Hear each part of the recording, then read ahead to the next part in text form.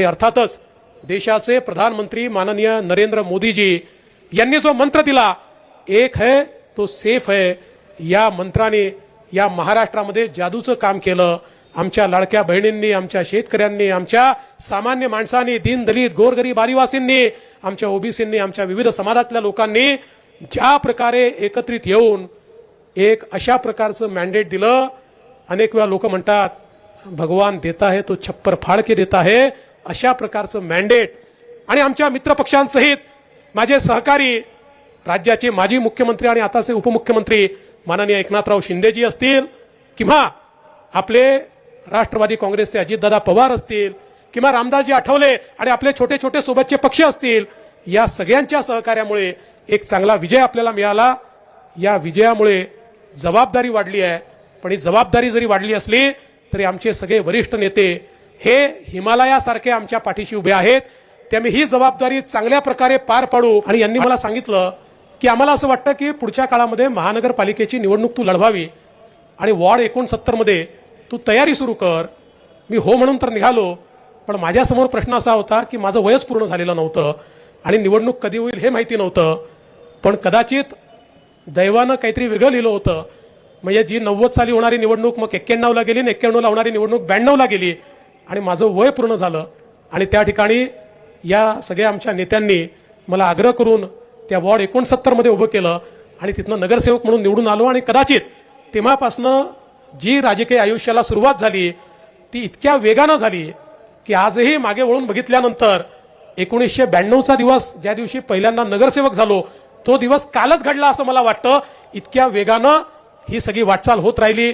महापौर झालो, आमदार झालो, पक्षात महामंत्री झालो, युवा मोर्चाचा राष्ट्रीय उपाध्यक्ष झालो, पक्षामध्ये प्रदेशाचा अध्यक्ष झालो, मुख्यमंत्री झालो, विरोधी पक्षनेता झालो, पुन्हा उपमुख्यमंत्री झालो, पुन्हा मुख्यमंत्री झालो। अशा प्रकारची ही सगळी वाटचाल, आपण सगळे लोक या वाटचालीचे साक्षीदार आहात। पण निश्चितपणे या प्रकारचा वाटा राहिला त्यांच्या मार्गदर्शनामुळेच माझ्यासारखा एक सामान्य कार्यकर्ता हा या ठिकाणी पोहोचू शकला। आणि अनेक लोकांनी जी काही मेहनत केली, म्हणजे मला या गोष्टीची नेहमीच जाणीव राहिली आहे की माझ्यासारखे, माझ्या क्षमतेचे किंवा कदाचित माझ्यापेक्षा जास्त क्षमतेचे देखील अनेक कार्यकर्ते त्या कालखंडामध्ये होते, पण त्यांच्यामध्ये मला संधी मिळाली आणि म्हणून या ठिकाणापर्यंत मी पोहोचू शकलो। आणि म्हणूनच मी निश्चितपणे आपल्याला सांगतो, सत्ता किती मिळाली तरी ही सत्ता कधीच माझ्या डोक्यात जाऊ शकत नाही, कारण मला हे माहिती आहे की मी जे काही आहे ते भारतीय जनता पक्षामुळे आहे।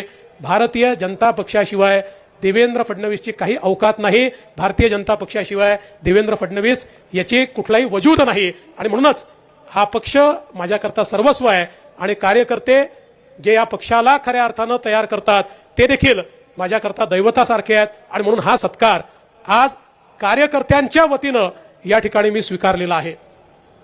चंद्रशेखर बावनकुळे यांच्यासारखा एक सहकारी की ज्यांनी या ठिकाणी अध्यक्षपद स्वीकारल्यानंतर पायाला भिंगरी लावून संपूर्ण महाराष्ट्रामध्ये दौरा केला आणि प्रचंड उत्साह कार्यकर्त्यांमध्ये तयार केला।